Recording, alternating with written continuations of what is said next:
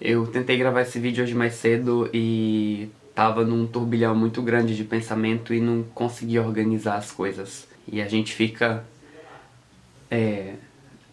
tentando se apegar à rotina de gravar vídeo, de fazer roteiro, de ter o pensamento organizado e tal. E acaba... tem hora que não dá. E eu recebi uma ligação da minha avó agora, preocupada com as coisas que rolaram lá em Orlando.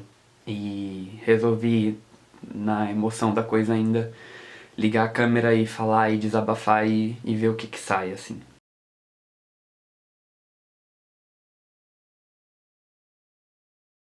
Todo mundo deve estar sabendo do que aconteceu nesse fim de semana numa boate em Orlando.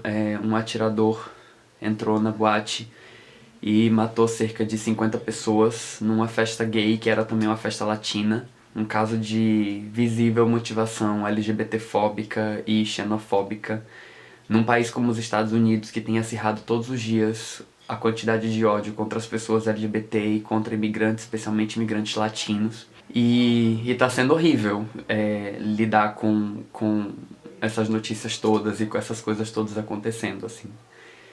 A minha avó me ligou agora há pouco, dizendo que tava preocupada com a minha situação e com a situação de violência que cerca a gente o tempo inteiro. E na história da minha família a gente sabe o que é perder uma pessoa pra violência. Em 2008 a gente teve na nossa família um caso de assassinato. Eu perdi minha tia, no caso filha da minha avó, que tinha 27 anos, era preta e foi assassinada por policiais por envolvimento com tráfico no interior da Bahia. E quaisquer que fossem as circunstâncias da morte da minha tia, a gente sabe o quanto dói perder uma pessoa pra um caso de violência.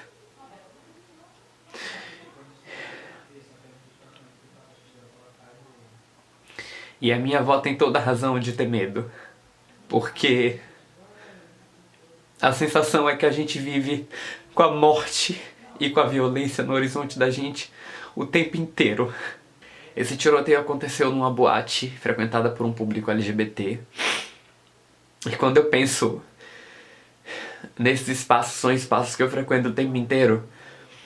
Foram espaços que eu comecei a frequentar na minha vida ainda quando eu tava me descobrindo, quando eu tava começando a vivenciar a minha sexualidade, e o sentimento que eu tinha quando eu ia nesses lugares era um sentimento de segurança. Era o conforto que eu tinha de olhar ao redor e ver que as pessoas não tinham medo de andar de mãos dadas, que elas não tinham medo de demonstrar afeto, que era um espaço onde a gente podia ser quem a gente era. E a gente vai vivendo com essa ilusão de vez em quando, de que a gente tem espaços seguros, assim. E aí, esse tipo de coisa acontece, sabe? As pessoas ficam intrigadas de por que a gente tá se afetando com isso, porque foi tão longe, mas não foi, sabe? Podia ter acontecido aqui, podia ter acontecido do meu lado, podia ter acontecido tanto que tá acontecendo todo dia. As pessoas LGBT estão sendo exterminadas, o Brasil é o país que mais mata pessoas trans no mundo, e a gente convive com essa sensação de que a gente não tá seguro em nenhum lugar, de que a gente não tem condição de ser feliz, de ser a gente em nenhum lugar. E a minha avó tem toda a razão pra ter medo, sabe? Hoje mais cedo eu tava aqui em casa rezando o ofício divino dos mártires, que é um ofício em que a gente celebra a vida das pessoas que morreram lutando. E eu tava lendo algumas coisas e entre uma das orações eu encontrei uma frase da Margarida Alves, que foi uma mulher que foi assassinada lutando pelos trabalhadores, e ela dizia que ela preferia morrer na luta do que morrer de fome. E quando eu penso em toda a militância e quando eu penso em toda a luta que a gente precisa fazer pela vida das pessoas LGBT, o que eu penso é que eu prefiro morrer numa agressão do que morrer no armário. E eu não tenho nenhuma dúvida disso, assim. Estar no armário, estar escondido, estar em silêncio é uma coisa que eu não considero como uma possibilidade. E se isso significa correr o risco de morrer, eu vou correr o risco de morrer. Mas como é que eu digo isso pra minha avó? Como é que eu digo isso pras pessoas que eu amo? Como é que a gente convive com essa violência bizarra que tá ameaçando a gente o tempo inteiro? Como é que eu digo isso à minha mãe? Como é que eu digo isso aos meus amigos? Como é que eu digo pra essas outras pessoas que eu não tenho risco de morrer? Eu tenho, sabe?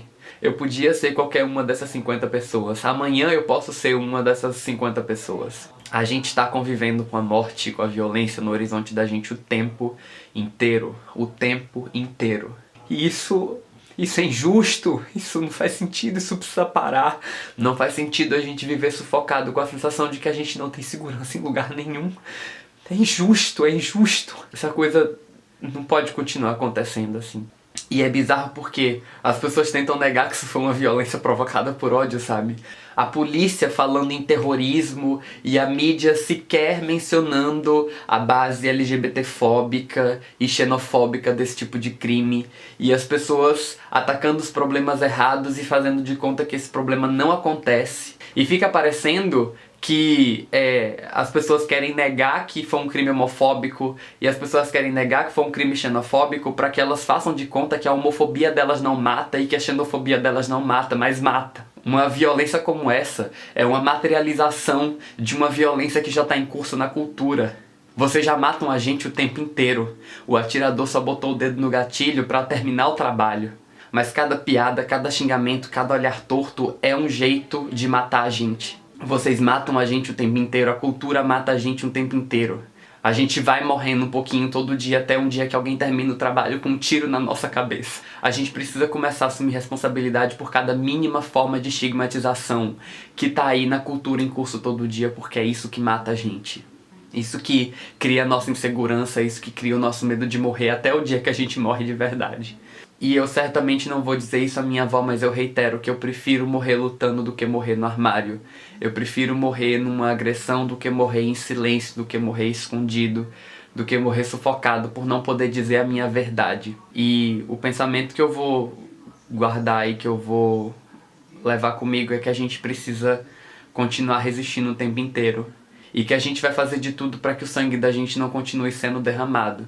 Mas enquanto ele continuar sendo derramado, a gente vai continuar lutando para que ele não seja derramado em vão. A gente fica com a sensação de que toda vez que uma pessoa LGBT morre, a gente morre junto um pouquinho. E é essa sensação que tá tendo um pouquinho agora, de que a gente morreu um pouquinho junto com essas pessoas que morreram lá em Orlando. Mas o mais importante é que a gente faça tudo o que tiver ao nosso alcance para que as pessoas que morreram em Orlando continuem vivas na luta da gente. Continuem vivas na nossa resistência, continuem vivas na nossa luta por justiça e pelo fim dessa violência bizarra que não pode continuar acontecendo. Que a gente junte as forças e resista e continue existindo, porque nesse mundo que mata a gente o tempo inteiro, existir já é uma revolução.